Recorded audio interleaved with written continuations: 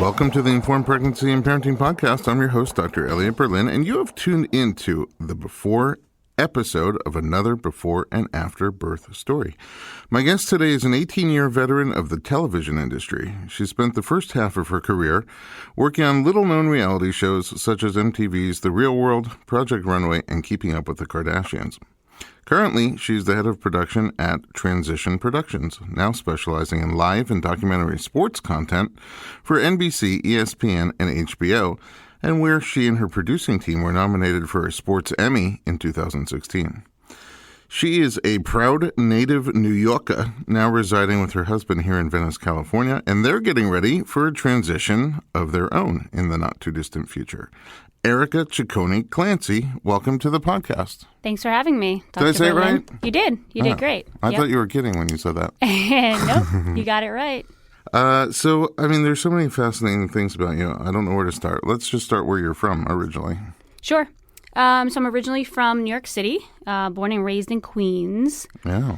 Only a slightly cooler borough than when you're from. Staten Island. It's fun to say. It's two words and everything. I am the middle of three girls from a really middle-class working family from Queens. How'd you like being the middle child?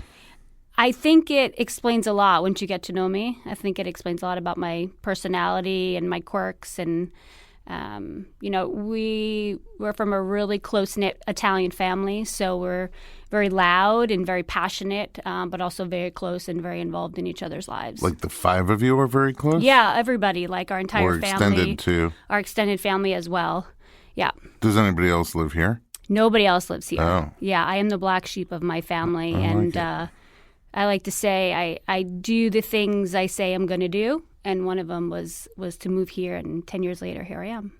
So 10 years ago, you said, I'm moving to... Yeah, I always just I loved California. I had traveled out here a lot through work and, really loved being near the ocean and surfing, and just the lifestyle out here had always intrigued me. What brought you here for the first time? Work. In production? In production, yeah. I was working at MTV. I've heard of it. Yep. Right in Times Square. Boutique outfit. Yep. 1515 Broadway. What were you doing there?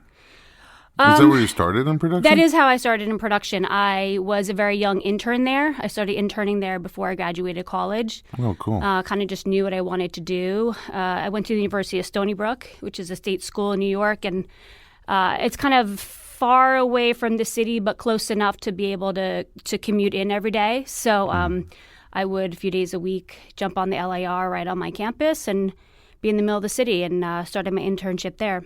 Oh, cool. And you grew from there. I did. So they sent you to California for the first time? Yeah, many times, and just really became engulfed in the lifestyle out here. Along the way, where did you meet your husband? So my husband and I, in production as well. So he's from Connecticut, but we met here in LA. I actually hired him on a television show, and always felt like he was a lot younger than me, even though he was only 2 years younger than me. At the time, it was, I just hired him as a PA, which is just an assistant around the set, helping with certain things. And I think I was probably attracted to him right away. I'd never seen his type of style.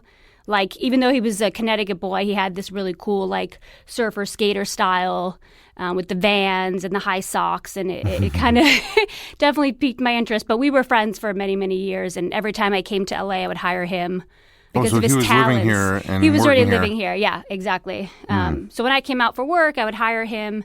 And we developed this really, really great relationship, friendship, and eventually kind of organically turned into something more. So is he Italian?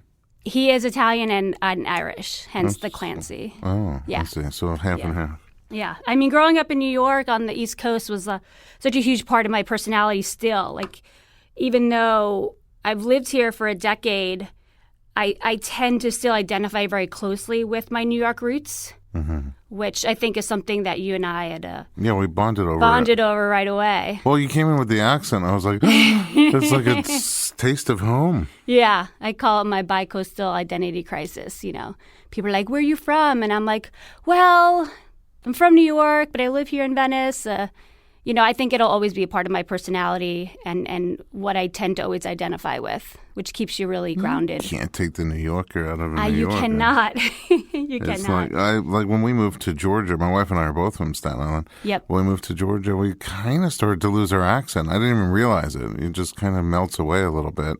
And then when we came here, people kept saying, "Where are you from?" Like, "Oh, you can't tell by my." And I realized it's gone. Yours is still pretty Mine strong. is still pretty prevalent. And then once I get on the phone with my family, forget about it gets pretty deep. Yeah, it gets pretty deep. Yeah.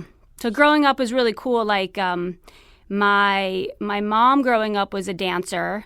My grandmother was also a dancer. She was actually a Rockette Oh, wow. at Radio City Music Hall, which was a really amazing part of my lineage that I always kind of reach back to. That's pretty fascinating. So would you go watch their shows? No, I mean, she had passed away when I was pretty young. So no, but that was just always a part of like the stories my mom would tell about her, which was cool. And so, of course, my mom had us all in dance lessons when we were super young. And that sort of parlayed me into starting gymnastics, which is definitely something I also identify with, being a competitive gymnast basically my entire life up until, I went to college. Specific elements of gymnastics? I mean, all-around gymnast. I, trained 5 days a week. My family, it was a big commitment for them to kind of hustle home from work and get me fed into the gym. And I really feel like being a competitive gymnast my whole young life definitely molded me into the person I am today. Are you competitive by nature? I think so, yes. I think so. I think it's more, for me, it's more about the perfectionism of being a competitive gymnast. It was, my work ethic, my drive. I think that I find that piece of me almost every single day. So for me, being a competitive gymnast, learning body awareness and body confidence at a really young age definitely has molded me as an adult. I was at a group of CEOs, and one of the things they were saying when they look for new hires is they always love to get athletes because their work ethic is so strong. Like, to be able to succeed in athleticism, you really have to apply yourself and push yourself. Exactly. And if you can translate that into work, it makes you really successful. When did you move here?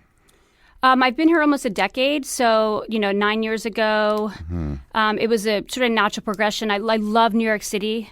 I lived on the Upper West Side with my sister for many, many years. And that was a really fast-paced, cool way to be, working hard, partying hard, and just really living. And anytime I go back to New York, I joke like, don't let me be here for too long, because I'll go and sort of get back on the subway and go to Central Park and go up to my old neighborhood and eat the pizza and just feel like very much back in the mix.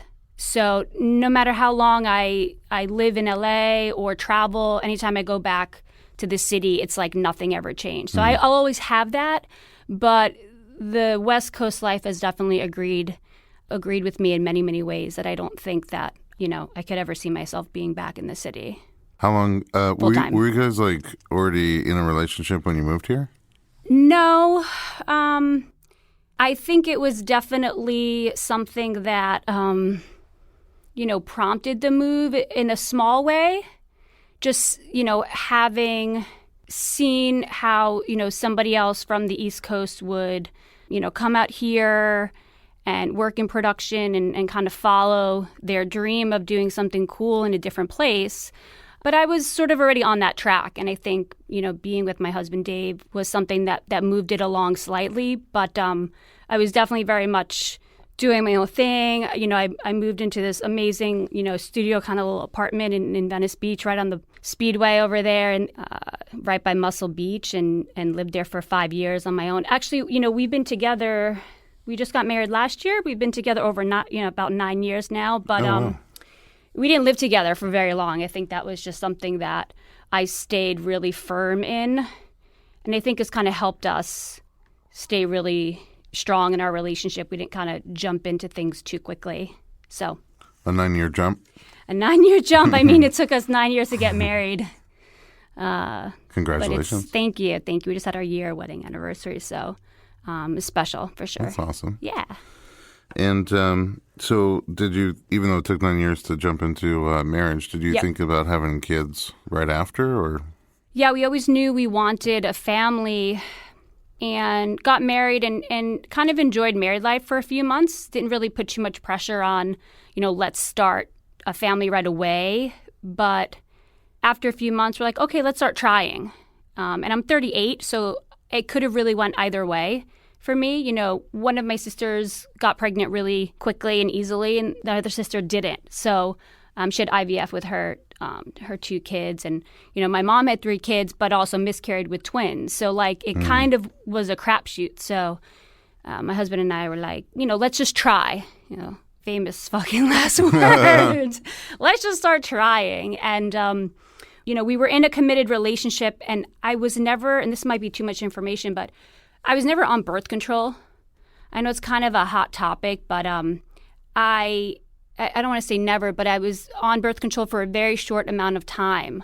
I knew my body so well that... Over your whole life, you mean? Yeah, maybe it was a few months, maybe even a year, but I knew right away when I was taking it that it didn't agree with me. Mm-hmm. The hormones, the mood swings, it didn't work for me. Okay. And so we kind of explored other ways of birth control. So I would track my ovulation to not get pregnant. Mm-hmm. And it worked for that many years. And then all of a sudden you're wanting to get pregnant, so you flip it. You're not having sex on a certain week or so every month. And then you're like, okay, let's flip it and have sex. And literally on the first try, we got pregnant. It's because you're a perfectionist. Maybe. Well, also, you were charting so carefully. Right. And that's very humbling. And I didn't even really want to share that. I kind of was like, maybe that's not something I want to put out there. But we're very grateful that it happened that way. And it was very humbling because we know a lot of people that have had difficulties getting pregnant. So to say, we got it done on the first shot, yeah, I think just things were aligned correctly for it all to happen. And we were shocked, we definitely were not expecting that. We didn't know if we were just kind of settling in for the long haul or not. And when it happened so suddenly, we kind of stayed quiet for a while, which is hard to do when you're so close with your family on both sides. Oh, you didn't even tell your family? No, we waited probably 4 or 5 weeks. Okay. And I guess the point of that for us was kind of buying some time to create our own opinions and form our own philosophies without those outside opinions. Pregnancy? About pregnancy, about our birth intentions, about how we wanted it all to go down. So you hadn't really done research before that? No, not at all. Not at all. It's going to take a few months anyway. Yeah, I got some time, Typically it does. It's normal for it to take several months. Right. So, first shot. Did you know you were pregnant before you tested? Did you feel it? Yeah, for sure. What did you feel? I was on a work trip and, obviously missed my period. And it was 1 day, 2 day, 3 day, 4 day, 5 days. And again, I don't want to sound overly confident about how in tune I am with my body, but I didn't even need to take a test to know I was pregnant. But I waited 7 days. I got back from my work trip. And we were having a really mundane Sunday. And my husband's like, so bored, blah, blah, blah. I'm like, all right, well, how about I completely fuck up your day? Either the best way.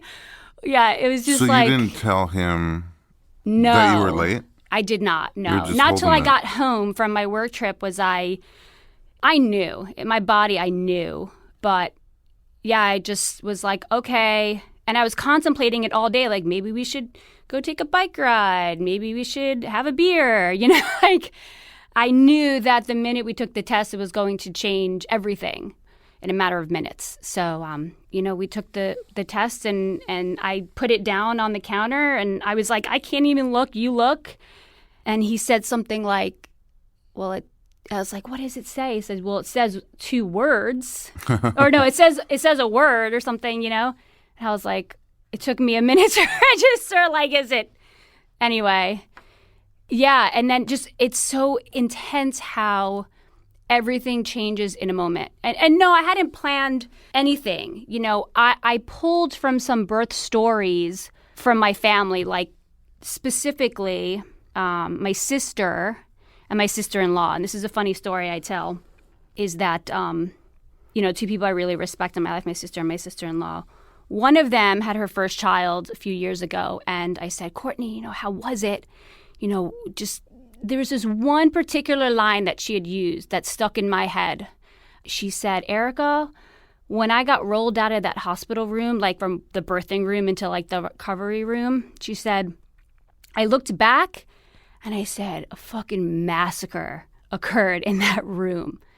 And so like just the thought of like birth and a massacre, and she was kidding, she was joking, but she literally, that was her thought in her head. And I was like, that must have just stuck in my brain for a long time. And then my sister-in-law, who, when I had asked her about her birth story a while ago, she was like, well, my first child, who's 14 now, I had on a farm. And I knew nothing about Ina May and the farm. When she had told me the story, I was like, oh, maybe she was like milking a cow and went into labor. She had the baby at the farm? She did, but at the time, she just described it like, oh, I just had a baby on a farm. Like a farm. Yeah, on a farm. I was like, cool, you were on a farm, and you went into labor, and you had to have the baby on the farm. I don't know. Just next to a cow, having a baby over there. I was like, and then a couple years later, I was like, Irene, you did not tell me it was the farm, and she had described her birth story as magical. Ooh. And I'd never heard somebody say my birth was magical. So here I am like, okay, I have a massacre on one side of me and magical on the other side of me. And I think that may have kind of spawned the idea of home birth. And even a week before I found out I was pregnant, I would have never in a million years thought that I would ever consider a home birth. Yeah, which I'm probably jumping ahead, but yeah. Well, yeah. So that's what you picked. It is what I picked. It is. That's what we're intending on doing. Well, that's your plan A. That is my plan A. That's what you're hoping for. Yes. Before we get to that, just about the pregnancy. Yeah. How many weeks are you now? I'm going on 36 weeks now. Okay, so we're getting close. Mm-hmm. How has pregnancy been for you? Pregnancy has been such a trip. It's been really fun and empowering, and empowering is a word that's used so frequently nowadays, but it really is empowering. It's really amazing to see that even though your body changes so much, but I still feel this strong sense of my muscles and my core and my heart, and just everything has just been very heightened, but in a really beautiful way. Like, I've had a really great pregnancy. I've had zero morning sickness. My husband cooks really amazing food and makes sure that we're well nourished, which I think was a big deal in terms of how I felt spiritually, emotionally, physically. And in a way, it's kind of given me a new platform to explore wellness and mindfulness. So it's been a trip. It's been really fun. I'm actually a little sad that I'm not going to be pregnant in a few weeks. It's going to be hard. I'm sure at that point, you have a whole new set of things, but it's been a really beautiful process for me. There's a lot of ways that you're not typical, but that's also, I think, not the typical thing that you hear when you ask someone who's 36 weeks pregnant. How are you enjoying pregnancy? It's usually the first few things are like what aches and pains and not comfortable. Moving is difficult. Right, just getting used to a larger body. So it's pretty neat that you're enjoying it. Do you think that some of it's because of your athletic background? Like, because this is it is a lot of work constantly just be building baby and carrying baby wherever you go. Yeah, I've definitely rolled out the red carpet for myself in terms of this pregnancy. I am very active with yoga. I feel like yoga and meditation really has been the backbone of this entire process for me. Yeah, I mean, it's my terminology. It is. Yeah, I mean that's probably number 3. So yoga, meditation, body work. Mm-hmm. Obviously my appointments with you have been a game changer because your body changes so much, and you need somebody really getting in those nooks and crannies to make sure that you're staying strong but staying limber and loose, which is stuff that we've talked about in our appointments. Like, you can't make somebody strong at that point in their pregnancy, but if they're already strong, we can do all these things to kind of help we can get rid of the tight. Yeah, manipulate the body. And acupuncture and massage and nutrition. I mean, I've really gone the full gamut of like things And, I feel really grateful to have the resources we do, in Los Angeles where we live, and to have the financial means to really see specialists and have the opportunity to work with amazing doulas and midwives and people like yourself. So Well, thanks. I feel really lucky. It's mutual.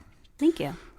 You, spoiler alert, you talked about the fact that you're planning on a home birth, and I want to learn a lot more about that. But we're going to take a very quick break, and then we'll come back and talk about what you're planning. Don't go anywhere. We'll be back in a minute with Erica Ciccone Clancy.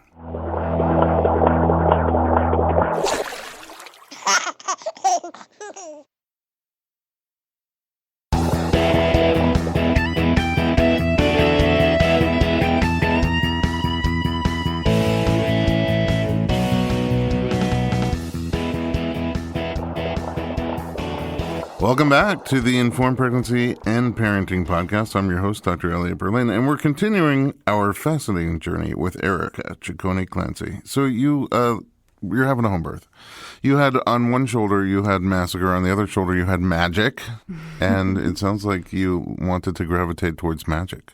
I did. But surely you did some research. So what kind of resources did you look into in order to make your decisions? First, can I just say one thing? Yeah. I just want to make sure that, I've learned through this process to respect every woman's decision, what Sure. they feel comfortable doing. So it's sort of like what's best for everybody. What's best for one is not best for the other. I have a good girlfriend of mine who we're about a week apart, and she is all bring on the science. She got pregnant via IVF. Her husband had an autoimmune disorder that it got touch and go for a while, and science brought him back to life. Mm-hmm. So we talk, and I'm on this one side of the spectrum and she's on the other. So I just want to make sure that even though this is the decision I've chosen, I definitely respect every woman who chooses the hospital birth, because that's what makes her comfortable and happy, and that's what empowers her. So first of all, in Los Angeles, there's a gazillion options. You can have home birth with Right. an obstetrician, home birth with a midwife, birthing center birth. You can have hospital birth with midwives, and hospital birth with obstetricians. You can have medicated, unmedicated vaginal cesarean. There's a gazillion choices. say that 20 times. On how to have a kid today, and there's no right or wrong way. There's, that's the whole concept of informed pregnancies. We provide you with lots of information and choices and perspective, and then you just pick, what makes the most sense to you, surround yourself with good providers and go. So I'm totally on the same page with that. But in your case, you chose home birth. I think anybody should give birth where they feel comfortable, and supported.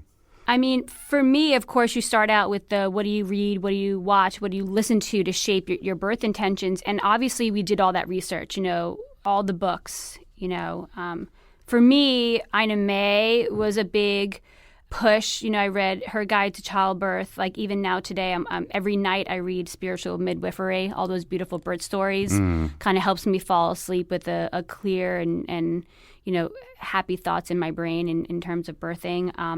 I started meditating a few years ago with this amazing app called Headspace. Oh, yeah. That helped me through the year I was married. It kept me very much in the present, very in the moment. I have this very vivid memory of chaos the morning of my wedding, and just closing my eyes and remembering all the techniques I've learned through Headspace, and really being present and changing everything, changed the entire day for me. It really reminded me to be in the moment. So, reading, the meditation. Obviously, I got very into your podcast. You've had all the superstars, all the birth workers on your podcast, which flatters me to be here as well. But, having somebody that you kind of know personally, like yourself, interview and conversate with some really amazing birth workers has been eye-opening. And, of course, business of being born, everybody talks about, everybody watches. There was another amazing documentary I watched called, my husband and I watched, called Why Not Home? Oh, yeah. And I think that one doesn't get as much press as Business of Being Born does, but it's essentially about OBs and labor and delivery nurses that decide to have their babies at home and why. So that was sort of more informative. It was a little more up to date, I think, than Ricky Lake's documentary. Although that's that's what everybody watches. It's the iconic. It is. Open your mind to other alternative forms of birth. Absolutely.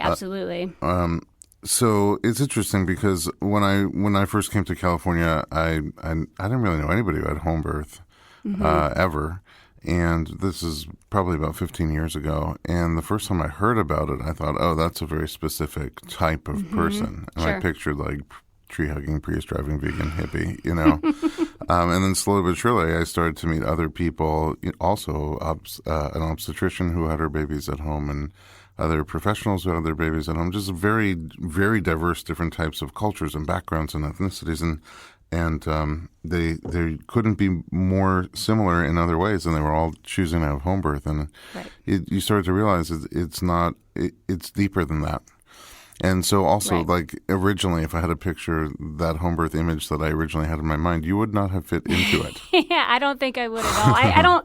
I have no idea how I became a part of the 2%. I have no idea. But it's a growing 2%. It is, and more so about the reading and the watching, and you kind of just need to get off the internet and off your television and start doing shit and collecting your own information. Like I said before, using meditation and yoga as a basis for everything. The yoga led me to my amazing doula, Patty Quintero, with whom we have an episode. Yes, and she was a game changer as well.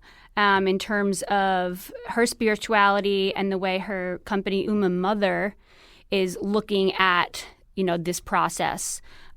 She led me to you. To Dr. Berlin. And then so you led me almost to, this amazing food delivery service that's just starting up right now called 25/8 with this wonderful woman named Erica Mock. And we'll have her someday. You should. She's very passionate about what she's doing. So passionate. My midwives at LA Midwife Collective, Monica Wood and Jennifer Brandon Rees, they led me to Britta Bushnell. And Dave and I took this amazing 2-day intensive Britta class over Labor Day weekend that was so informative. And the way in which Britta teaches through mythology and through storytelling, you could read so many books, but when you finally get into the thick of it, I'm thinking when I get into the thick of it in labor, I'm not going to be pulling all that information from those books that I read. I'm going to be reaching for the stories that Britta told about Apollo and Artemis and these mythical creatures and what they embody to help me through birth. Another amazing person that I met through Britta's classes, who was sort of her second during these birthing classes, was Lori Bregman, another amazing doula that you've had on the show. Yes. And connecting with Lori kind of brought me to my postpartum doula. So there's this amazing chain of people that you meet. And if you just kind of go down that tunnel of the internet and books, you kind of miss out on real life collecting information, meeting people, getting references through your life experiences and not so much just on Dr. Google. So that would be something I took away from this that was special. We have, just because you brought them up, we have an episode with Britta called Mythologies, Metaphors, and Childbirth. Yes. And she goes into really a lot of detail about why the neocortex, where you store all those facts and figures and data and PowerPoint kind of information, it's good to know, but we hope that part of the brain shuts Goes off away. during labor. Yeah. But these stories and metaphors live a little deeper, more towards the limbic system, the part of the brain where that hardwiring is that every female on the planet has, human or otherwise, right, is born with, and That kind of wild side. Well, it's the wild side, but it's the pre-programmed hardwiring that takes the sperm and the egg and grows a human being out of it with no help from the outside, really. We watch and observe and test and measure, but we don't really do anything to make that baby grow. And labor and delivery is sort of the same thing. That hardwiring is there, right? Other animals don't read a book, don't listen to a podcast, don't take a class, watch a movie. They don't have a doula. They don't have a midwife. They just give birth. Right. And they go around and start taking care of the newborn. They didn't go to medical school, but they somehow do all the neonatal care, Right. And so where that hardwiring is kind of, it's the border between there and the neocortex where stories and metaphors live. So when your front brain kind of flickers out a little bit, you can still reach in for those stories and they can guide you through. Exactly. And of course, Lori Bregman, who's a bundle of energy, a wealth of knowledge, and has such a diverse background that makes her who she is, and also authored the book, The Mindful Mom to Be. So you're surrounded by I am. really great energy. Yeah, it was basically just getting out there and getting engulfed in this pregnancy world of people and just gravitating and getting references. Like I said, just getting out off the internet and into the real world and just really meeting people that you connect with and who say and do things that resonate with you and have them refer you to the next person. Was your husband always on board with the home birth as well? He was. I mean, amazingly, I think he allowed me to form the decision. He kind of let me have a little more say in it. I mean, I was always like, babe, like this is your child too. This is your birth too. This is your birth experience as well. He kind of like let me lead, but he was on board right from the beginning. That's pretty cool. I think, both of us have never really felt connected to hospital births. We'd visit friends in the hospital right after giving birth. I watched my sister birth her second baby in the hospital in Long Island. No massacre. And no massacre. The second baby came really, really quick. That's and then she said, don't you dare think this is how it's going to happen. She almost had the baby in the car. It's this intense story where like her husband and I were in the car and I was driving. He told me to pull over on the LIE and we switched spots and he drove and the doula was like, are you here yet? And we're like nowhere near the hospital. And it was, there was That's snow really and he's on an embankment and it was just like, literally, she got into the delivery room. They stripped her clothes off because she was in hats and scarves. It was the winter. And she jumped on the bed and poof. Literally, little Luca was just there. And that's incredible. So it was amazing to watch. But, definitely, I know it doesn't happen like that all the time. And certainly not with the first one. Yeah. Definitely not. So, and for me, I think I was always searching for alternative ways to do things. I've never been a rule follower. I like to be informed. I like to make my own choices. I like to go against the grind. I actually also really love my home. I think that's a big part of it, like being comfortable in your body, being in tune with the way it works, and really loving your home. Like I have this secret passion for interior design, and I have definitely spent a lot of time making our home ready for this particular stage in our life. So, we toured the birthing centers and the hospitals, and they were all lovely. But, not to sound so cliche, but we just kept coming back home.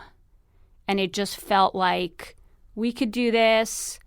I'm confident.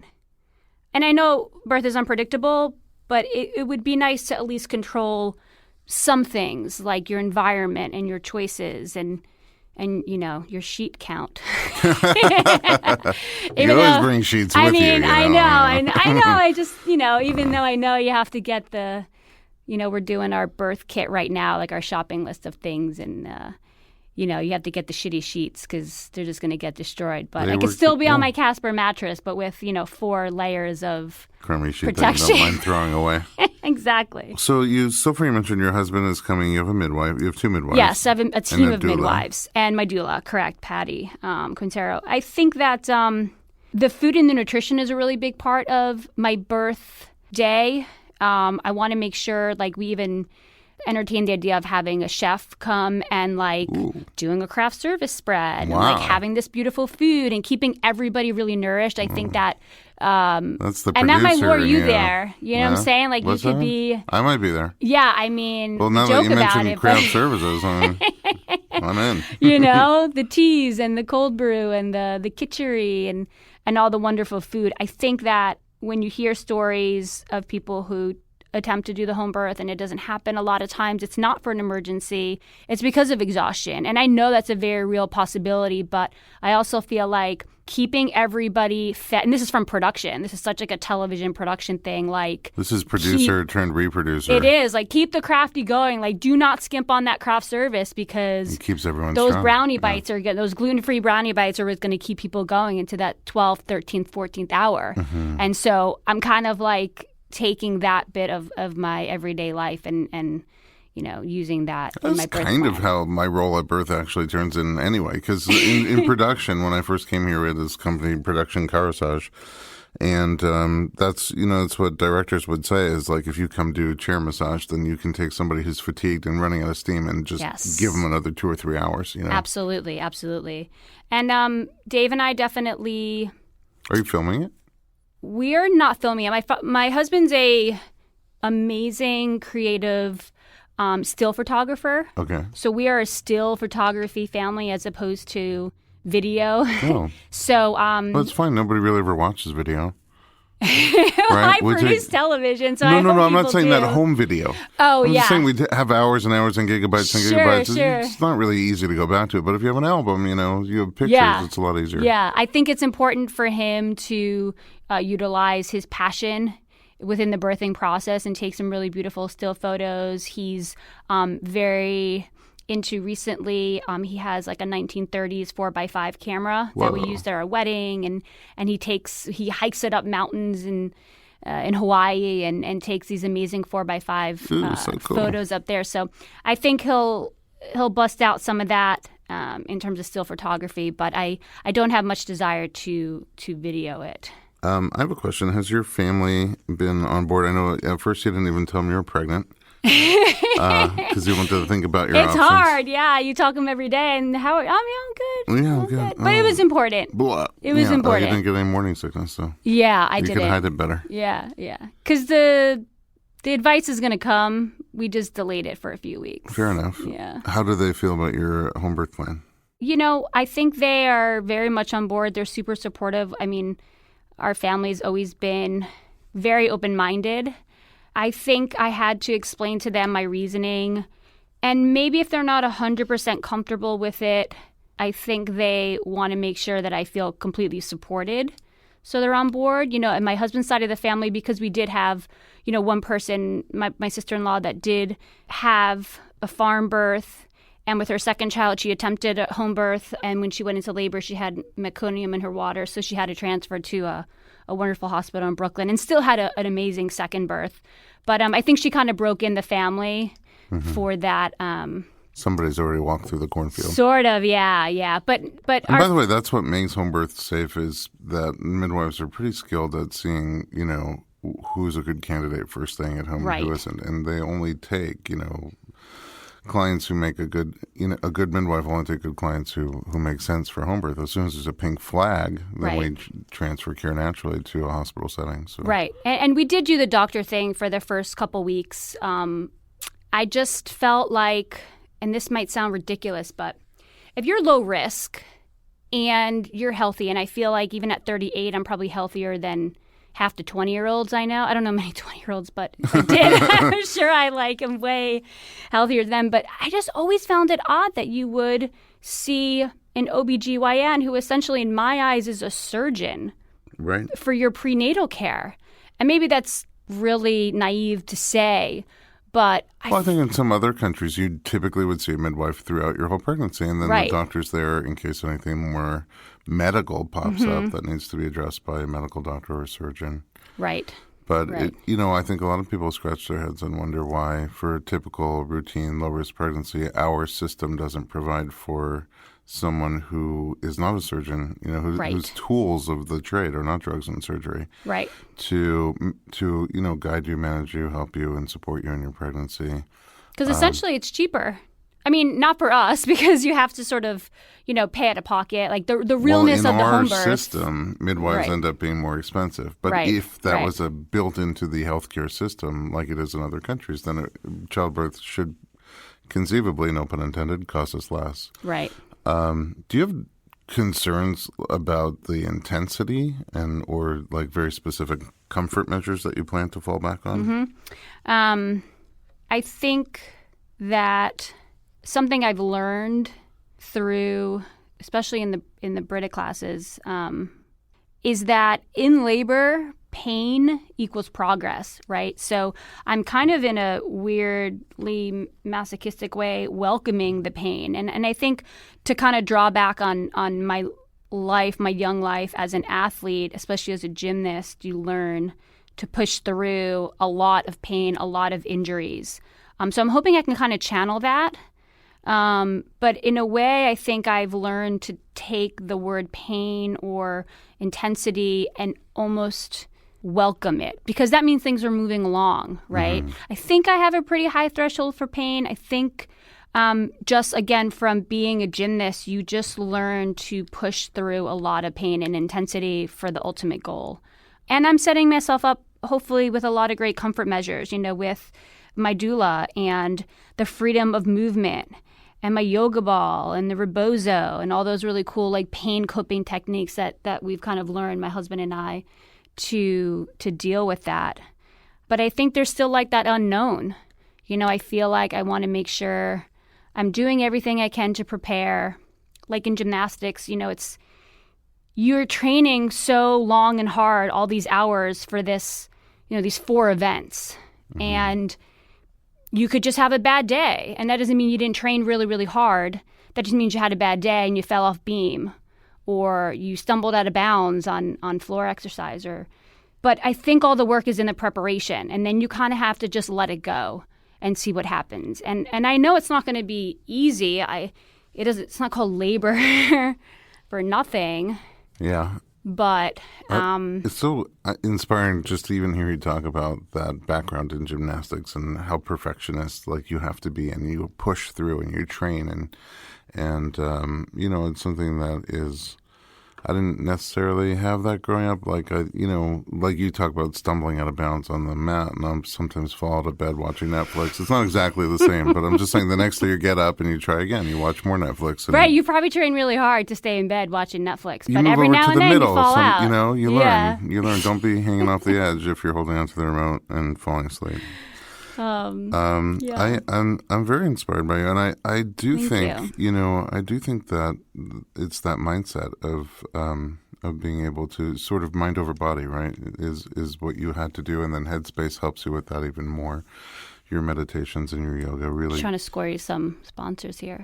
Thank you very much. You're welcome. Headspace, I know Take them. the kickback. Yeah. So.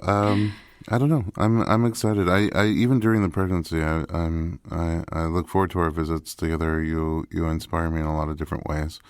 As you kind of mentioned earlier, everybody has their own birth intentions and their own birth plans. It sounds like you've put a lot of thought into it and a lot of work into it, and we're getting pretty close. We are. I'm exciting. about to start my two times a week with you, and hopefully get that body limber and ready to go. Did the midwives already do the home check, or is that coming That's up actually soon? coming up, next week. Next week? Yep. So that's the real deal. Then you're in the zone. We're in the weeks, zone. Yeah, we're in the red zone for sure. And, I think that there's a lot of information out there. It's so overwhelming. But I think I will have success no matter how this turns out by staying really true to our feelings and staying true to our vision. Not doing something because it's trendy, not doing something because it's what this famous person did. I think you have to really stay true to your vision, and you won't be disappointed. And be flexible,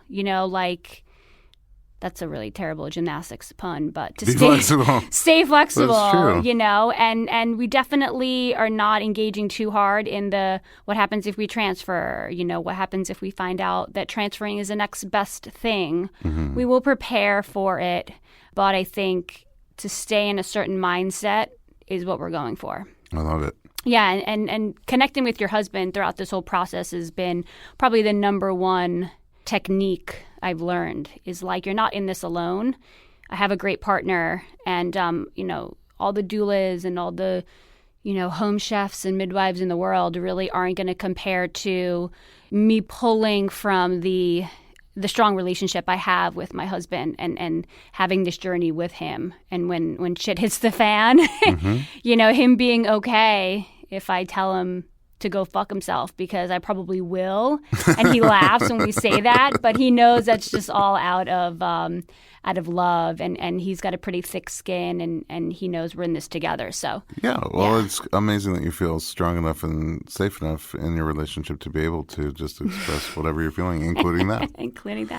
I look forward to seeing you again or listening to you again after your baby is here. Awesome. And finding out how your journey went.